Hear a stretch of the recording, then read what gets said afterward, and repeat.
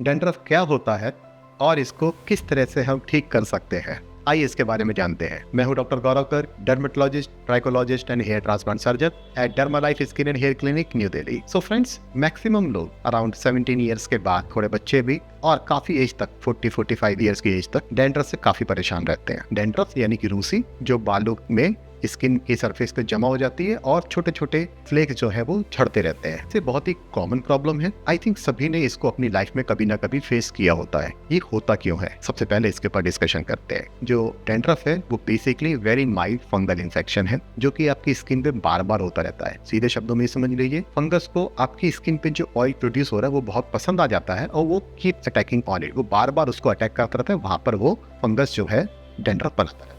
कुछ severe form में ये भी हो सकता है डैंड्रफ बनाने वाली फंगस से थोड़ा इन्फ्लेमेशन कॉज कर दे, जिसको कि हम सेबरिक डर्मेटाइटिस के नाम से जानते हैं। कुछ रेयर केसेस में ये डैंड्रफ बहुत ज्यादा स्किन पे चिपक जाता है, एकदम ऐसा लगेगा आपको कि स्किन के ऊपर चांदी की छोटी छोटी परत बन गई है। वो सीवियर टाइप का डैंड्रफ भी हम ट्रीट कर सकते हैं। कभी कभी विंटर सीजन में विदाउट एनी इन्फेक्शन ड्राइनेस की वजह से भी डैंड्रफ होता है। और कुछ डिसऑर्डर्स ऐसे हैं जैसे कि स्कैल्प सोरियासिस, जिसमें कि फ्लेक्स बनने लगते हैं जो कि डैंड्रफ की तरह से दिखाई देते हैं। सो डैंड्रफ एक कॉमन टर्म है जिसके रीजन अलग अलग हो सकते हैं। फ्रेंड्स, इसके ट्रीटमेंट के लिए सबसे पहले आपको अपने डर्मेटोलॉजिस्ट के साथ कॉन्टेक्ट में रहना चाहिए। वो आपको प्रॉपरली गाइड करेंगे कि क्या रीजन है और उस रीजन को हम ठीक कैसे कर सकते हैं। जो आप अपने घर पे कर सकते हैं वो मैं कुछ चीजें आपके साथ डिस्कस कर सकता हूँ। सबसे पहले, कोई भी अच्छी क्वालिटी का एंटी डैंड्रफ शैम्पू आप रेगुलरली यूज कीजिए। यदि ज्यादा डैंड्रफ है आप डेली भी यूज कर सकते हैं, कम है तो आप कम से कम ऑल्टरनेट डे तो आप यूज करिए ही। जब भी आप एंटी डैंड्रफ शैम्पू यूज कर रहे हैं तब आपको उसका कॉन्टैक्ट टाइम, मतलब कि सिर पे शैम्पू लगाने के बाद करीब करीब 5 मिनट से 10 मिनट तक रखना चाहिए।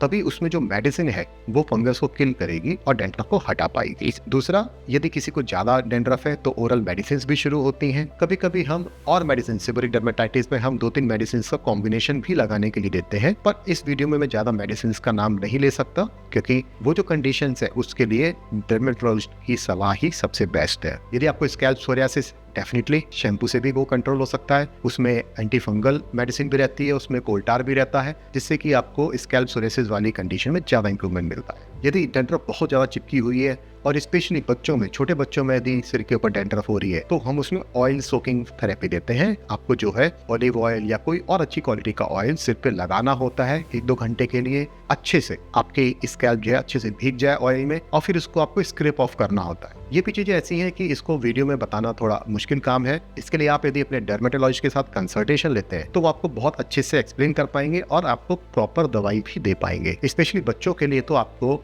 अपने डॉक्टर से बिना सलाह के ट्रीटमेंट नहीं लेना चाहिए। सो फ्रेंड्स, डैंड्रफ का कैसा है कि एक टाइम के बाद धीरे धीरे डैंड्रफ कम होने लगती है और ओल्ड एज में बहुत ही कम लोग ऐसे होते हैं जिनको कि डैंड्रफ बनती है। यदि आपको आज सीवियर डैंड्रफ है तो इसका मतलब ये नहीं है कि आपको लाइफ लॉन्ग रहेगी, वो धीरे धीरे इंप्रूव होती जाएगी। मैं उम्मीद करता हूँ आपको मेरा वीडियो पसंद आया होगा। डैंड्रफ के लिए और जानकारी के लिए हमारे साथ बने रहिए। मैं हूँ doctor Gaurav Garg. Thank you.